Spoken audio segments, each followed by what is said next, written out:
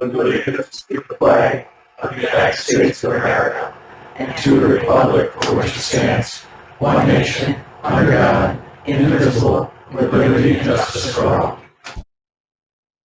Again, thank you all for coming. We got one resolution here. Resolution increasing the authorization cap project CO122 Bunner Street complex renovation.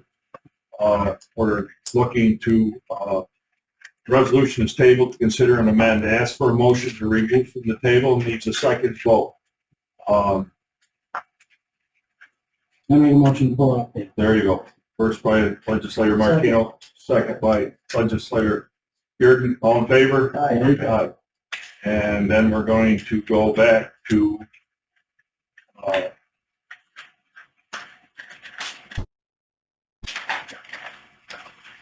have to ask for a motion to ask for dollar amount to go to 1.6 million. Motion. We didn't approve minutes. Oh, that's right. Yeah. Raven caught that, didn't you? Sorry. Dave's involved. Dave caught it. My doctor. Good man. All right, I need a motion to approve the minutes from last month. First by David Hole, second by legislator Yearden. All in favor? Aye. Opposed? Motion carries.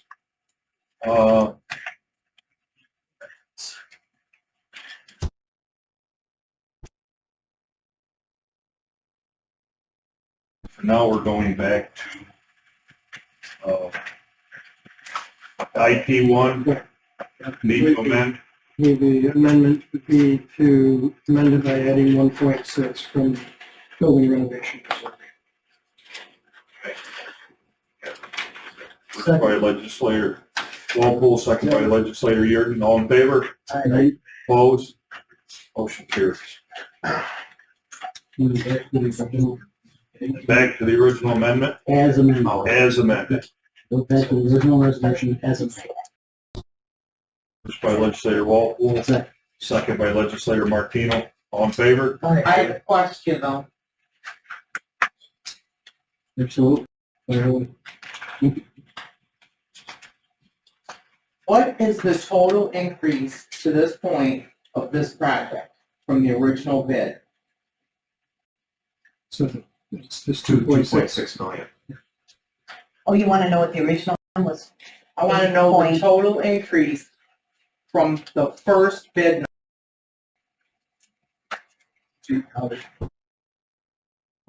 We're asking for 2.6 million, and that's above and beyond the original number. So we're asking for 2.6 more for this project. This is a staggering number, okay, but who is ultimately speccing the bids? Who's CNS and Chase? And Lachase, okay. What is time and material? Do you know that? They came in with a bid of $211,000, and then when it was delayed by CNS, they came in and added to it, so they have a total of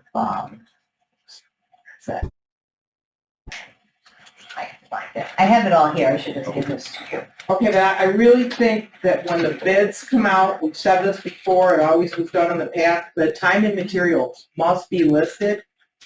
Is CNS compensating us in any way for this huge change? No. Everything they found, they're finding it to be new problems, problems that weren't in the scope. So that's what's happening. I mean, we've had pipes, we've had cables, we've had just lots of different things along the way. Should have tore it down. Who spec'd the bid? I mean, who? CNS is our architect engineer. I'm not impressed at all. It's just, I don't know. It's an enormous number. Totally agree. And I mean, looking in hindsight, probably could have been torn down and started Should have been. But at the time, that was the direction that we chose, so now we're deep into it, we have to fix it. He's still my heart. Wow. I understand. I know over the years, there was a lot of things that are cosmetically outside. You know, But that's why I'm concerned about who ultimately is specking these bids, because we're falling on our face for people. I agree. Unfortunately. I'm not saying it to you, I'm Right. saying it to everybody in infrastructure. Who is specking me? Bill? The architects that are hired, seen it? Okay, I don't know how quick I'd be hiring them again. Okay, With all due respect, I understand and I agree with you. Find that hard to believe. Okay, Unfortunately, here's the situation. Once they started to get into the building and started taking things apart, they were finding more and more issues that we didn't know were there. Because we never gave authorization to go in and take things apart to try to get this back. well, shame on us. Exactly. But they, So now we know for future reference. but they also said during this, if there were no issues, or we said there were no issues with certain things, and I'll just say the sanitation line, Okay, we never had an issue up there. Once we started doing the work, once we started getting everything done, we had to run a camera through it for some reason, and it was crumbling. it all should have been Cameron. Right, but At that age, but before that, they base a lot of stuff on, did you have problems in this area, what went on here, and a lot of it was information that they gathered before. I'm just saying, it seems like a good engineering firm. That's not even a difficult one. Would it Cameron, the pipe, how old is that building? 50 years old. Okay,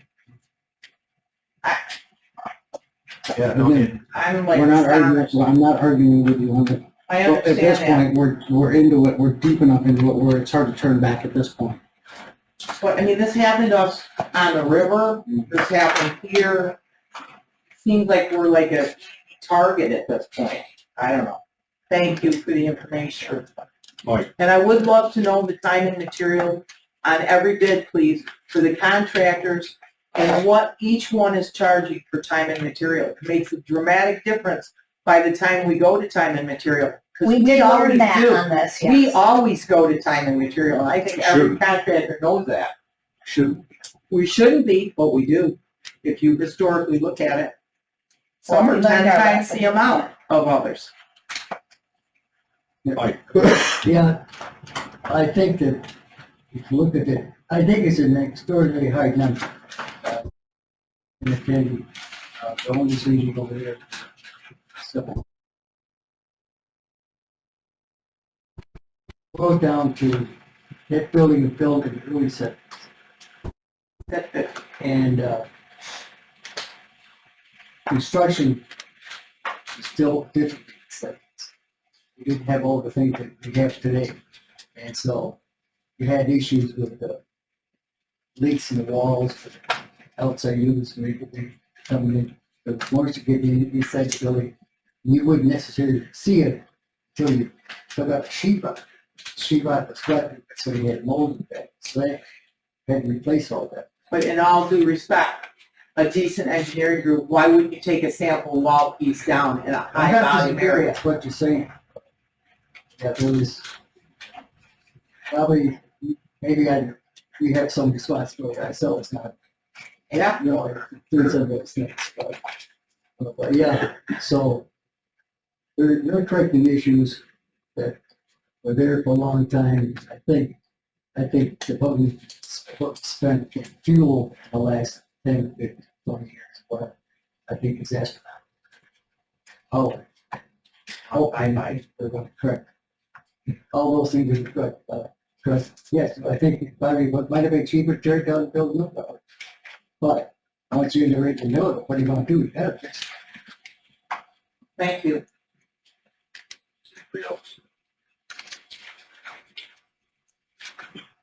Okay, approve on, all in favor? aye. Opposed?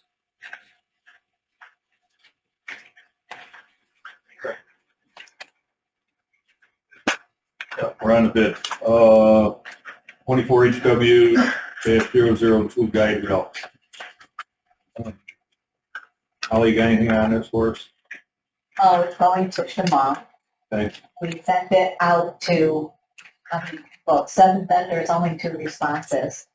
And in the report, we have a detailed list by the items that they bid on.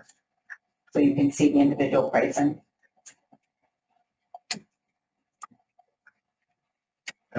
Motion to make a motion to accept. Second by legislator Holt, first by legislator Walpole, all in favor? Aye. Opposed? Another one was 3 cell phone requests for the environmental division.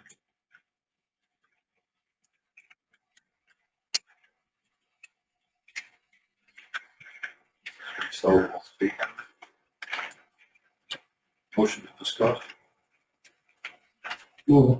By legislator Martino, second by legislator Holt, all in favor? Aye. Opposed? Another one's a temporary license agreement to use describe a highway facility for event parking between the county of Oswego and the World Racing Group. Yeah, it is. It's an annual yearly thing for third week. Okay. Motion from legislator Walpole, second by legislator Lockwood. All in favor? Aye. Opposed? Discuss. Oh, no, I asked him that. He said no. Motion to discuss. Just Rich, do they, all the insurance is all in place? We have a, Yeah. we have a written license agreement we enter into every year with them. This is overflow parking typically. So some years it's not been used. I think it depends a lot on the weather and the conditions on the field around the track. Thank you. This one is Oswego Opera, first by legislator Martino. All in favor? Opposed? Carries. Last one is Oswego Opera Theater request use of chambers or courthouse for production. Rich.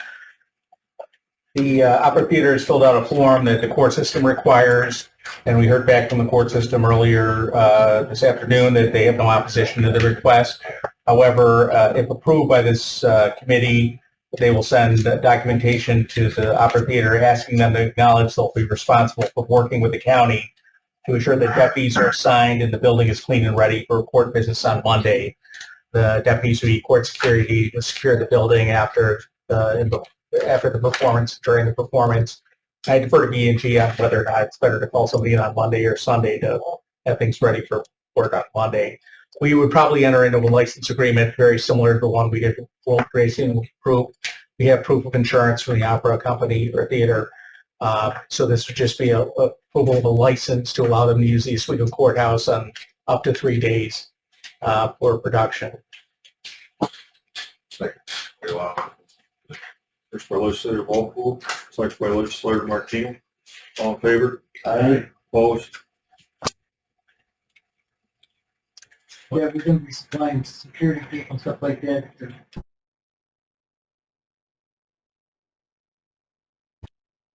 They would have to reimburse the county, which they've indicated they would. For that purpose, we have to, unlock the courthouse at night and lock it back up, obviously, and make sure it's clear. So there's a representative from the Opera Theater here. If there are any other questions. You raised your hand, but I went to you first Okay, because all I right. wanted to hear your, Emily, I don't know what your name is, but you want to speak? I'm Marilyn Smiley, President of the Board of Directors of the Oswego Opera Theater. And we would like to do the opera trial by jury, like Gilbert and Sullivan. And why not do it right in a courtroom?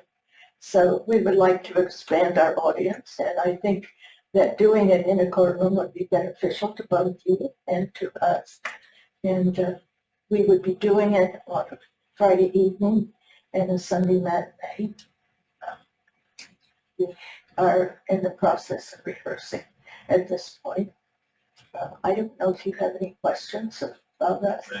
Motion for discussion. Any questions? Great job. Very good. Very good. Thank you. Enjoy the opera. Thank you. Vote to approve? Oh, you did, okay. Yep. Yeah, so I just had two late requests. I'm sorry for the lateness with Boy Scouts America with in Constantia and Woodland. They used our trams every year in October. They have a fest or something like that that they bring kids around. So they've asked again. I do have a copy of their insurance. And also the Apple Fest has requested to use the trams too. They'll be using them the last weekend of this month. They only want one this year. With their parties.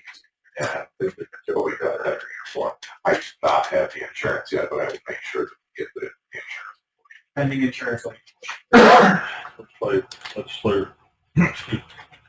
First by legislator Holst, second by legislator Lockwood. All in favor? All right. Marine Department, buildings and grounds. Today we did our walkthrough at Camp Derby. Everything looks great out there. It's complete. They're just coming back to touch up a couple things, but that project will be done. I talked with Gymo earlier today for Pulaski Courthouse. I'm meeting with them next week, and they're going to have that information all ready to go out and have a price, preliminary price on that. So hopefully we move with that. And Bonner Street, they're going to be working up there this weekend, replacing water lines. National Grid's going to be doing their inspection tomorrow on the ditch. The conduit's all run. Concrete's going to be in it. Supposedly they're going to stay on site until it's done and get our transformer in. And after that, we can start that back addition. So, That way. Well, it's pretty much business as every day. Getting a lot of calls.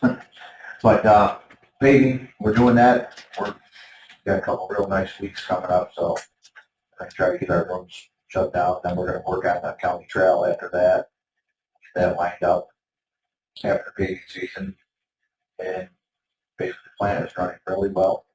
Couple pickups here and there, which you're going to have to pick up everywhere. I don't hear it and I don't smell it, So it must be all good. there you go. So that's it. You're good. All right. Solid waste. The ERP is, for all intents and purposes, done with our annual shutdown. We do have an issue with Train 2, the variable speed drive, which we have ordered and en route. Should be here Friday night, we'll install it Monday morning, bring the rest of the plant up.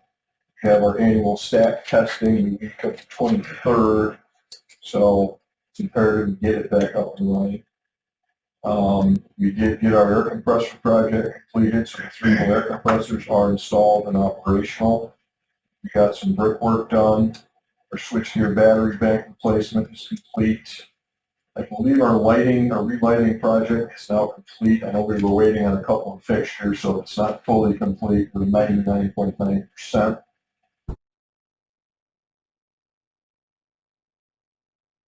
SI transfer, I had a meeting yesterday with the contractor. He's going to start working on that. Not today, or tomorrow, early next week. Should be 8 to 12 weeks, depending on what we find anything else. If not, when it's complete, I'll let everybody know and we'll put it back into operation. Cell 5 is coming along. Contractor's telling us they want to try to be done by the middle of next month. So if they do, they'll be done a little bit early. But it's coming along very nicely. We've had some good weather this week, so they're making good progress. Sidewalks, next month. Airport. So Monday, we received 2 grant offers totaling $1.7 million. The first one is for the beacon. The beacon's way off in the distance. It's off on the EVOC course property. It's on airport property, but where we have EVOC course, that requires its own electric meter, electric service. We really have no control from the office over that beacon. It's just on a photo cell. It's an old metal halide light bulb that like the old gymnasium. It sucks a lot of electricity. There's a motor in there. I don't know what the horsepower is, but it uses a lot of electricity. So we're going to rip that down and we're going to relocate it with a new LED beacon over by our vault that houses all of our other electrical components for the airport. No extra electric service required. Should be much, much less expensive to operate. It also has a more defined light beam than the old metal halide that big Fresnel lens. So we we got that grant and also taxiway B and D to rehab those. The FAA's design life is 20 years for airport pavement, and they're 22 years old. We do have a pavement management study, and these have received a PCI of like 62, and anything under a 67. Maintenance is no longer cost effective. It's just that the cracks are so big, there's so much stuff going through. Chunks are starting to come out. There's alligator grazing, they call it. So they're pretty old. Total project cost for the both of them is 1.9 million, and the county share on these will be 99,000. That's where I'm looking for 5% of these. We've already approved this earlier. We pre-authorized the execution. FAA doesn't really get a lot of turnaround time to sign these grants. So if they are signed, we did receive them. And I just want to let you know that next year, we will be applying for a grant to replace the entire airport, all of the lighting with LED. I want to do it as an airport-wide project because what we're doing right now is this little section gets done, and then this little section gets done, and you get this supplier, this manufacturer, just have the parts on hand, and availability is a nightmare. So we're going to do that as an airport-wide project. FAA does projects in 2 phases. They do a design, and then a gap year, and then a construction. So next year will be the design of the LED version, which is I'll call it relatively inexpensive project. So we're,